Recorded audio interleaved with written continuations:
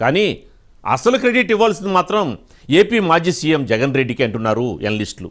అసలు కదేంటో ఇప్పుడు చూద్దాం.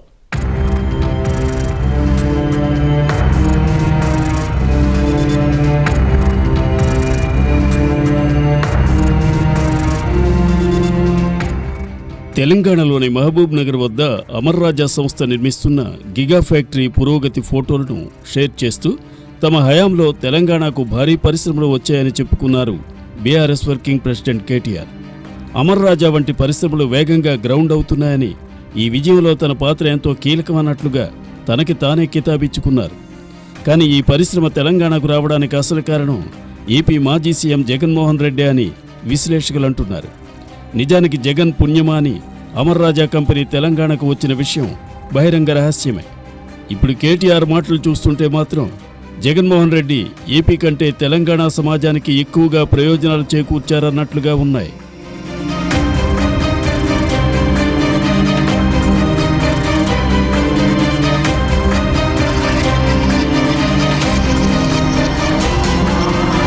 అప్పుడెప్పుడో చిత్తూరు జిల్లాలో అమర్ రాజా కంపెనీని ఏర్పాటు చేశారు పారిశ్రామికవేత్త గల్లా రామచంద్రరావు.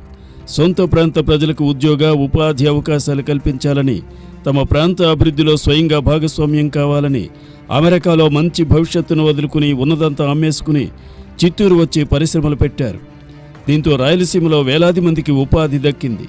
అమర్ రాజా కంపెనీ దేశీయంగా కూడా గుర్తింపు సాధించింది. పన్నుల రూపంలో ప్రభుత్వానికి ఆదాయం కూడా సమకూరింది. దీంతో దశాబ్దాలుగా రాష్ట్ర ప్రభుత్వాలు అమర్ రాజాకు సానుకూల విధానాలతో మద్దతిస్తూ వస్తున్నాయి.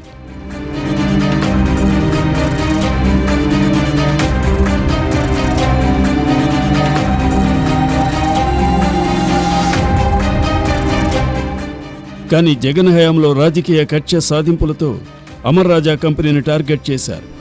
గల్లా కుటుంబం టీడీపీ వైపు మొగ్గడంతో జగన్ తనిఖీల పేరిట ఇబ్బందులు సృష్టించారు.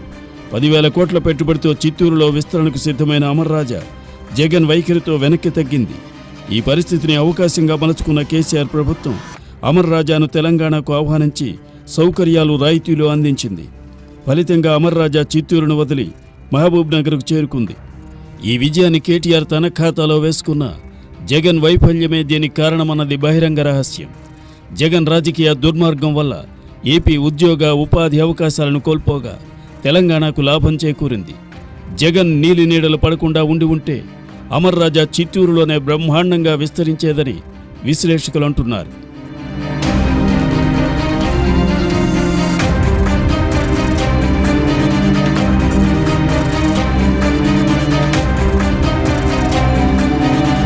ఇవి ఇవాల్టి బ్యాక్డోర్ పాలిటిక్స్ విశేషాలు. స్టే ట్యూన్ టు మహా న్యూస్.